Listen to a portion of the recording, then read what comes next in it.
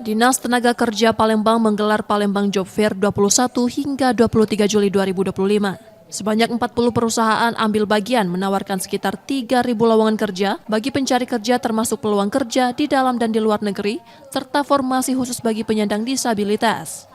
Kegiatan ini menjadi bagian dari upaya berkelanjutan untuk memperluas akses lapangan kerja dan menekan angka pengangguran.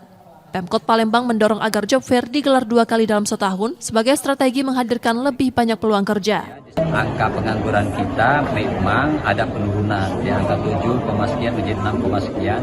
Tetapi dari sisi jumlah hampir 56.000 lebih angka pencari kerja dan juga angka pengangguran di Palembang masih cukup tinggi.